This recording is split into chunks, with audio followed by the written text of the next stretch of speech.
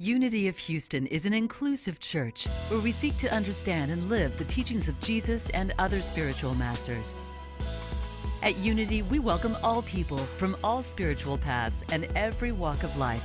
We celebrate the diversity of our city and of our world, and we teach love, tolerance, and oneness, seeking to live in harmony with open minds and open hearts.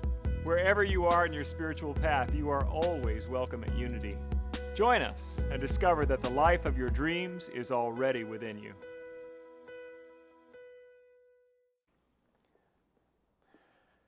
Today is the second Sunday. We're talking about Black History Month, but I want to remind you what our theme for the month is the beloved community, that we actually want to welcome this idea of community being a place that God inhabits and is revealed.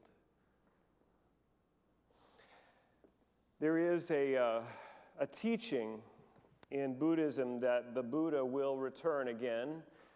2,500 years ago, it was predicted that the Buddha would incarnate again. But a few years ago, Thich Nhat Hanh, the beautiful Zen monk from Vietnam, he said this: 2,500 years ago, Shakyamuni Buddha proclaimed that the next Buddha would be named Maitreya, the Buddha of love. I think Maitreya Buddha may be a community and not just an individual. A good community is needed to help us resist the unwholesome ways of our time. Mindful living protects us and helps us to go in the direction of peace. With the support of friends in the practice, peace has a chance. What a radical idea that the next incarnation of the Buddha will not be in an individual body, but in the body of a collective, in a community. That may be the way that this path of peace and light and love will be revealed. I've even heard some progressive Christian thinkers say the same thing. We've been holding this idea of the second coming of Christ as being Jesus in bodily form coming back. But what if it's the embodiment of the Christ in all of us? We're in a community of faith and belief that that's the true second coming. We can, I guess I just want to say it this way. I talked about it last week. There is this polarity of opposites here of the duty of the individual to his or her own evolutionary path of becoming that is sometimes held in dynamic tension with the needs of the collective. And there are times that we must choose the collective over the self, and there are times we choose the self over the collective. It's not an either or, but it is this beautiful dance of the way we learn and grow and live and love here in humanity. And for this month, I want us to focus on a greater appreciation, understanding, and invitation into spiritual community as a way to experience our connection with God, as a way of healing humanity, as a way of healing our own lives. But sometimes we can't see it. I told this joke on a Wednesday once, and I tried to use a Scottish brogue, and it was not good for anybody. So I'm just going to read it with my own, whatever this accent is. Donald MacDonald from the Isle of Skye went to study at an English university and was living in the hall of residence with all the other students there. After he had been there about a month, his mother came to visit him. "And how do you find the English students, Donald?" she asked. "Mother," he replied, "they're such terrible, noisy people. The one on that side keeps banging his head on the wall and won't stop. The one on the other side screams and screams all night." "Oh, Donald, how do you manage to put up with these awful, noisy English neighbors?" "Well, I just ignore them, sit here quietly playing my bagpipes."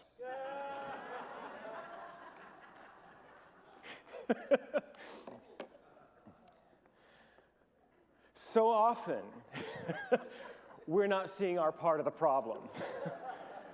So often we want to blame other people and what they're doing in the world and not recognize that we have a shared responsibility in consciousness for America, for Texas, for Houston, for the world.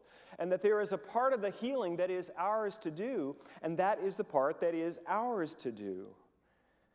And when we are gathered in a community of people that are seeking to live that higher truth principle, that's just power. And this, I want to remind you again, I read this quote last week by Dr. King. The end is reconciliation. The end is redemption. The end is the creation of the beloved community. It is this type of spirit and this type of love that can transform opponents into friends. It is this type of understanding goodwill that will transform the deep gloom of the old age into the exuberant gladness of the new age. It is this love which will bring about miracles in the heart of men, not by arguing on Facebook. We're not going to convince people to our point of view by arguing on Facebook. Can I get an amen, or am I just preaching a little too close to the bone there? It got really quiet when I said that. People were like, I'm not trying to step on any toes. You know, there is a thing in ministry that sometimes we're here to comfort the afflicted, and other times we're here to afflict the comfortable. So you decide which this message is. There is an atmosphere of love and healing surrounding us if we're willing to open and connect to it. John Moore, my wonderful partner, does this great work called Family Constellations. He did a workshop in the Pyramid last Sunday, and at the beginning of his workshops, he often does this meditation on the ancestors, where we're to visualize our parents behind us and their parents going back. And the premise of his work is that we are surrounded and lifted by the ancestors, calling us forward, placing all the energy of love from their hearts through ours. And it's a powerful idea, and I believe that it's true. And if we can open to that reality, something new can emerge. A couple of times ago, he was doing that workshop, and I caught the image of my mother's mother. She's on the left side. And she died when I was 2 years old, Pauline Sills Macaulay. And I grew up with a sense of loss. I don't remember her. She died of breast cancer, as I said, when I was 2. And my older brother, and my cousins would talk about how much they loved her, and I felt left out and excluded because I didn't have those memories. And about a month ago, I was in this meditation with John, and I'm seeing her, and there's a light that's coming from her, and not a memory, but an awareness that we shared space for 2 years. She would have held me. She would have held me. I may not know her, but she knew me. And something in my heart just kind of expanded in that. Like there was love that I have actually experienced that I didn't know I had experienced.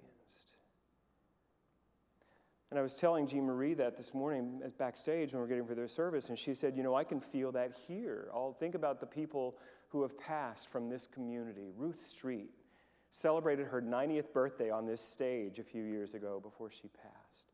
These other people who have given love and energy and service into this community so that we can be who God has called us to be, not just for ourselves and our own individual and our own collective right here, but for the world, that we could be a beacon of love and healing. That we are surrounded by this energy of evolution, of becoming. That is one of the most beautiful things about doing this spiritual work of healing, of growth, of recovery, of expansion, of learning. We do it not individually, but we do it together. We all get to benefit and support each other and feel the support of the generations behind us. I do want to speak for a moment about this evolutionary nature of reality. I like that phrase. I must have picked it up somewhere, but it really helps me make sense of things when they're a mess in the world and in my own life. Amen? That if you think about evolution, it's not all pretty. There are difficulties, there are tight spaces that force evolution to come up with a new idea. A mutation, something never seen before that will help the species survive into the next generation. That idea, I believe, is everywhere present at every level of reality, spiritual, mental, physical, social, connectional, individual, biological. That there is an impulse for becoming that resides in the very heart of reality. And then when I'm struggling with something, I can recognize that there is something wanting to come here, something wanting to be revealed here. In the letter of Paul to the church of the Romans, in verse 28 of chapter 8, he says, all things work together for the good of them that love Christ and are called according to his purpose. Everything. How many of you know that the thing that you thought would be the worst thing that ever happened in your life was the doorway into your healing? I want to see if you, now look around the room. You see this? Do you see this? So many people have had this experience of the thing that cannot happen or I will surely die happens. And not only do we not die, we grow, we heal, we become more of who God actually created us to be. That we've let go of some false idea and false identity of who we thought we were supposed to be. And we've been invited into a more lived experience of who we actually are. I do believe that's what's happening in our world. I do believe that all of the trouble that we can see and name and point to, and that what's actually happening is an evolutionary invitation. I'm going to share this with you. This is Ernest Holmes and Raymond Charles Barker. There's a daily guide that I've been reading for many, many years they wrote called Richer Living, and this is from Tuesday. Memory, in its true spiritual sense, is the capacity to remember our origin in God and the steady unfoldment of our nature through experience. It is the ability to know again that we are created by an infinite mind and prospered in all our ways by an infinite love.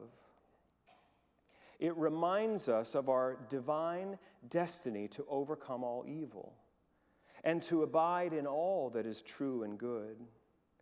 As we do this, all fear is removed from our thought, for there is an inner uprising of faith in ourselves and in our fellow men and women.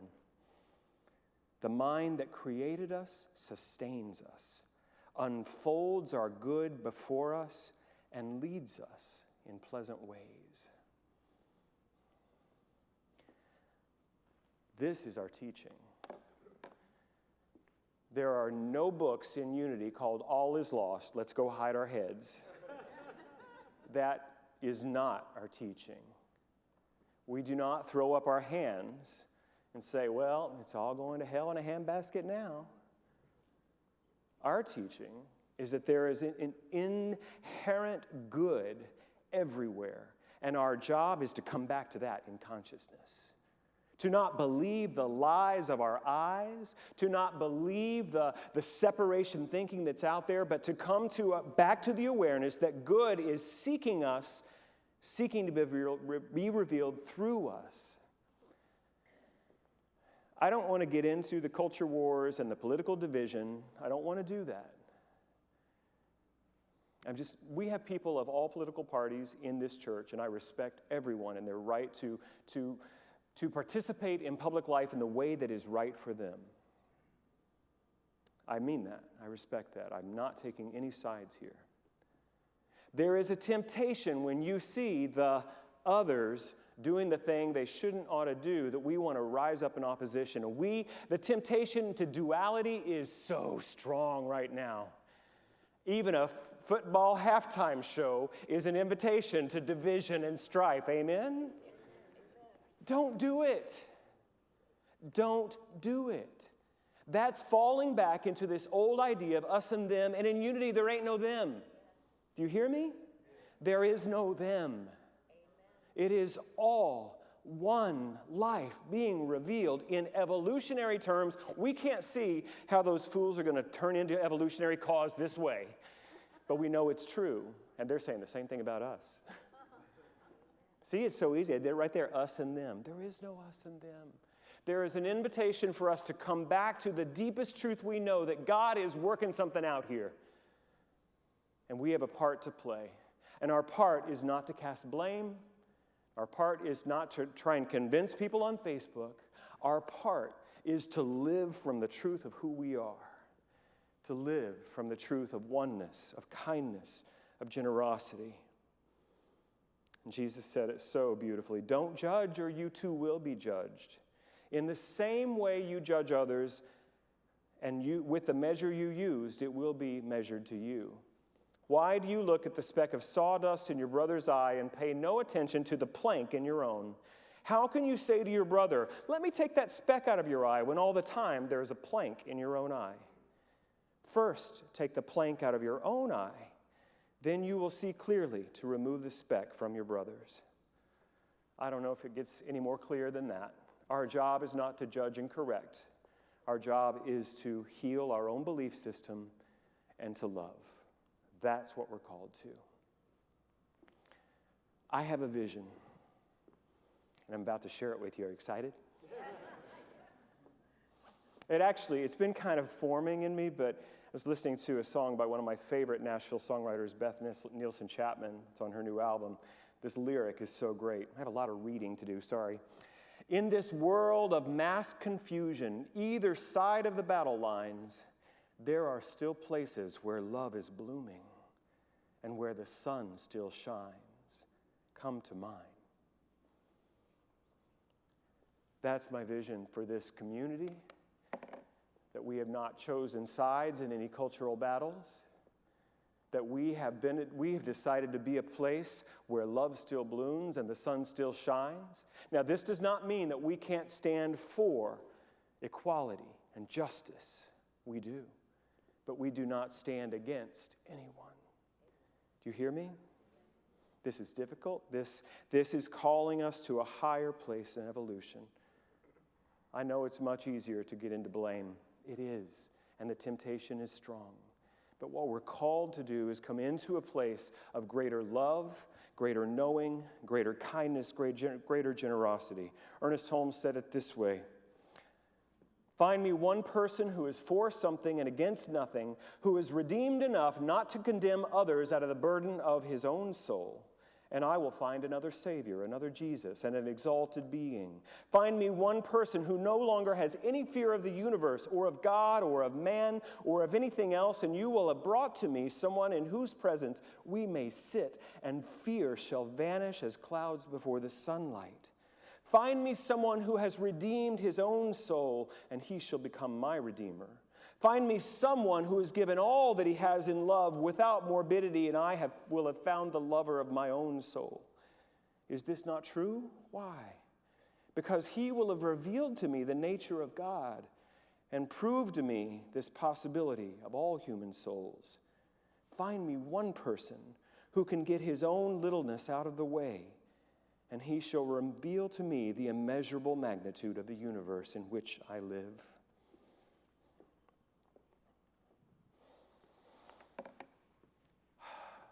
A week ago Friday, I lost a dear friend. She would sit right there in this service almost every week. Most of you wouldn't know her. Jeanette Seshadri. She was quiet, loving, kind, and gentle. I came here almost 9 years ago, and it wasn't too long after that she started showing up, and she asked for an appointment with me, and she came into my office, and we talked, and we became friends. She then set herself a mission to introduce me to all the really good Indian restaurants in Houston. And that's a long list. She was an amazing soul. A week ago Friday, she had a brain aneurysm, and last Friday, and died instantly, no suffering, which is, someone at the memorial service on Wednesday said that was God's reward for the beautiful life she lived. No suffering, just here and then with God. It's hard for those of us who loved her. We had no preparation. We have friends and family, and her husband, Sri, are here today. I just want to let you know how much we love you, how much that this community wants to be here for you in any way we can. I know next week, the flowers today were donated by another family who had lost someone, but I know that Sri said he would like to donate flowers for Jeanette here. For me, Jeanette exemplified this thing I'm talking about, where she was so in tune with her own growth and becoming. She was so committed to learning, to healing in her own journey.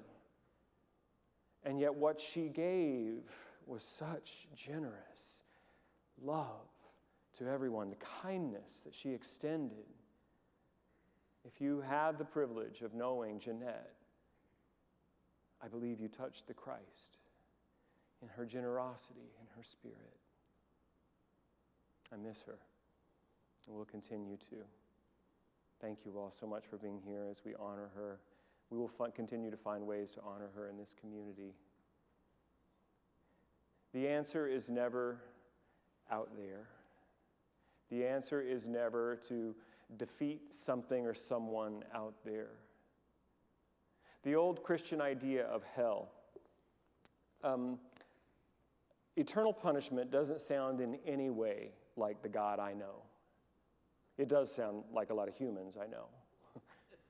That there are some people that I have deemed so terrible that, yes, I can see why we would want to punish them forever. That doesn't sound like God to me. In Unity, we don't teach a punishing God or a hell of eternal damnation and torment. What we teach is that heaven and hell are states of consciousness here and wherever we are in evolution and eternity. And in every moment, we have the choice to choose heaven or hell. Anytime that we have placed someone outside of the circle of God's love, we have taken ourselves outside of that same circle. So the call is for this church to stand in love and to call people into love, not from a sense of blaming, but from a sense of knowing who they truly are beneath the way that they're acting. I have such a feeling of what is wanting to be born in this church. Thank you for being here. Thank you for being a part of this emergent vision of love and healing that we are here to be. If no one has told you today that they love you, I love you. Something is happening here. God bless you. Thank you for watching this message today. I'd like to invite you to join us in person here on campus at Unity of Houston for Sunday morning or Wednesday evening services. If you can't be with us here on our campus, you can still join us live on Facebook or on our website, unityhouston.org, Sunday mornings at 11 a.m. Central.